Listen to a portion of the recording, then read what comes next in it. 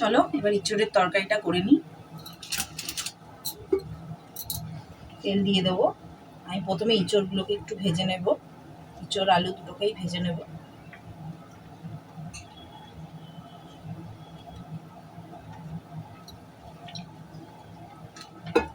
তেলটা গরম হোক, তারপরে ইঁচড়গুলো একটু ভেজে নেব।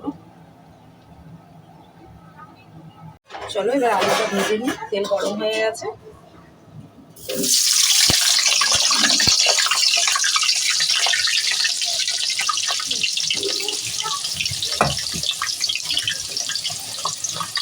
দেখো আলুটা ভাজা হয়ে গেছে।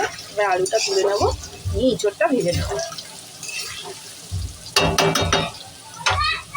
ইঁচড়টা এবার তুলে নিই, ভেজে নিই।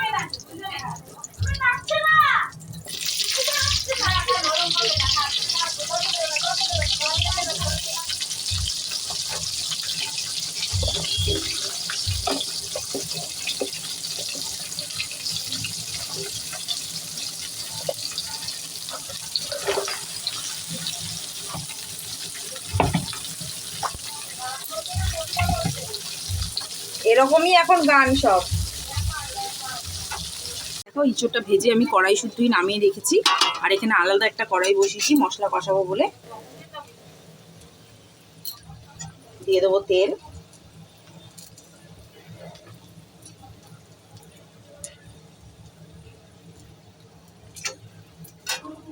তেলটা গরম হলে দেবো গোটা গরম মশলা আর তেজপাতা।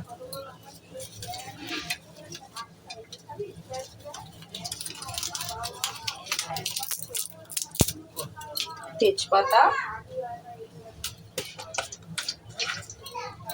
জিরে,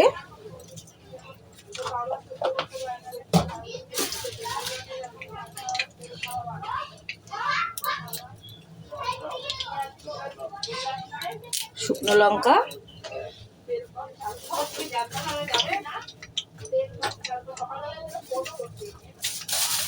আর দেব গোটা গরম মশলা।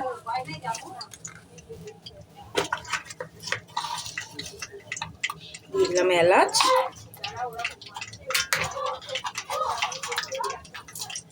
দিলাম লবঙ্গ, আর দেব দারচিনি।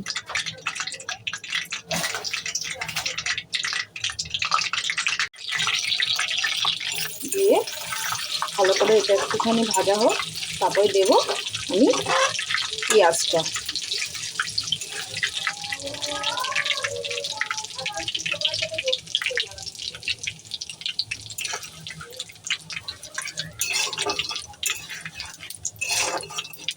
একটু ভাজা হোক, তারপরে পেঁয়াজটা দেব।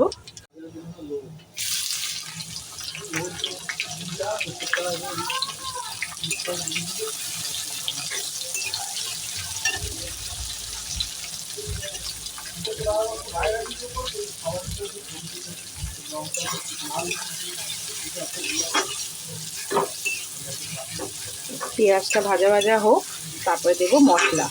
মশলাতে আমি নেব আদা, কাঁচা লঙ্কা দেব।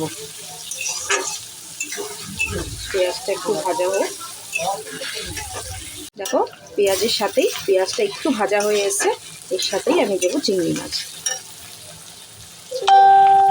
দেখো চিংড়ি মাছগুলো দিয়ে দিলাম।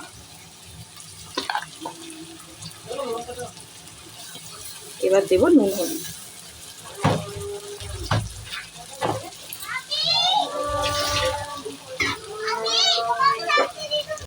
এটা ভাজা হচ্ছে, অনেকটাই হয়ে এসছে।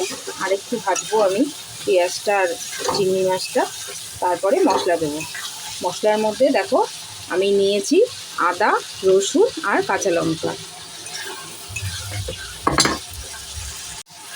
ভাজা হয়ে গেছে, এবার মশলাটা দিয়ে দেবো। তোমরা পাশ থেকে গেরিটার গলা শুনতেই পাচ্ছ।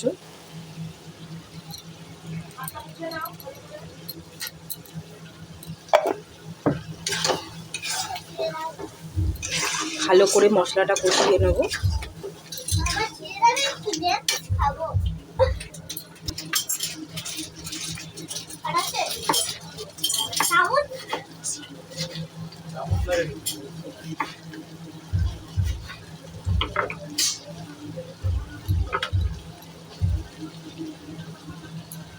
আমি 3টে মতো টমেটো দিলাম, যেহেতু অনেকটা ইঁচড়ের তরকারি।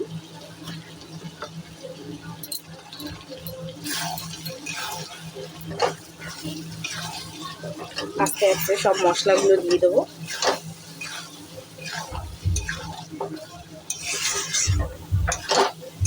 দেবো হলুদ,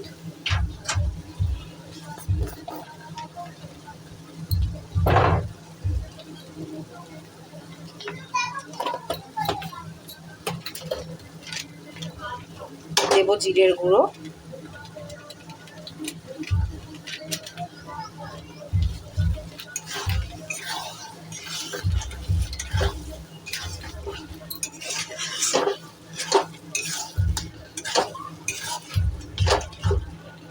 দেখো কোনো মশলাটা কষাচ্ছি। এবার মশলার বাটিটা ধুয়ে একটু জল দিয়ে দেবো।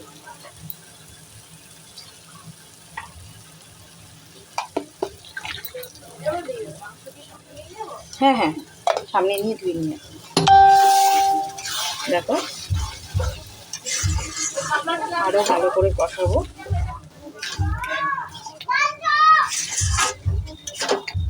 যতক্ষণ না তেল ছেড়ে আসছে। মশলাটা অনেকক্ষণ ধরে কষিয়েছি, এবার আলুগুলো দিয়ে আবার একটু কষিয়ে নেব।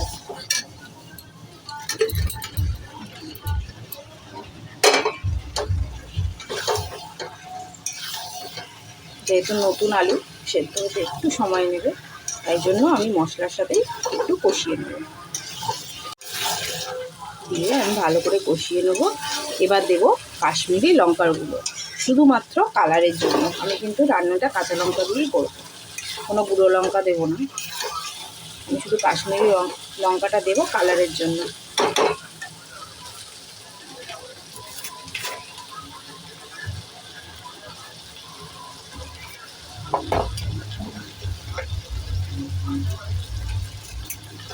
যেহেতু এতটা ইঁচড়, তাই আমি পুরো কাশ্মীরি লঙ্কার প্যাকেটটাই দেব।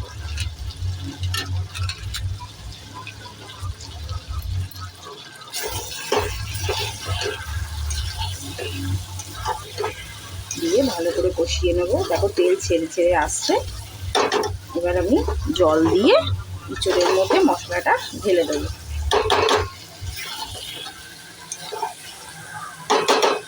আমি একটুখানি গরম জল পাশে বসিয়ে নেব, গরম জল ইউজ করব।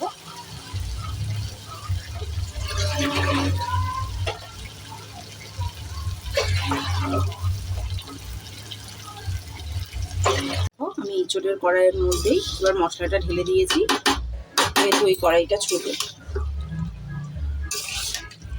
দিয়ে একটু নেড়ে তারপর জল দিয়ে দেবো।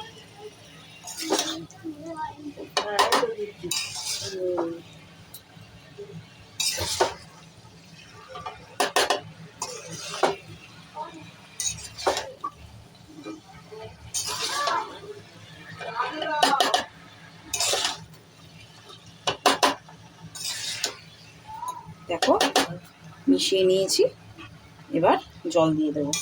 জলটা একটু গরম করেই দিলাম, তাতে টেস্টটা ভালো হবে। দেখো আমাদের ইঁচড়টা হয়ে এসছে, ইঁচড় সেদ্ধ হয়ে গেছে, আলুও সেদ্ধ হয়ে গেছে। এবার ঘি আর গরম মশলা দিয়ে দেবো, দিয়ে নামিয়ে দেবো। দিয়ে দিলাম ঘি আর দেবো গরম মশলা।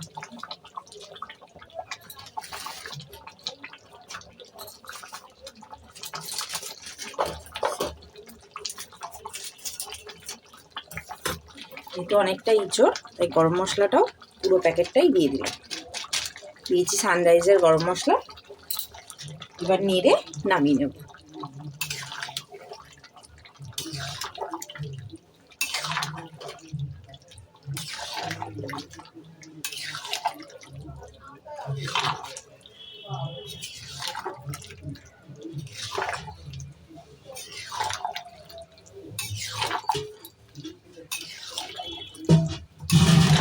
দেখো ইঁচড় হয়ে গেছে, এবার নামিয়ে নেব।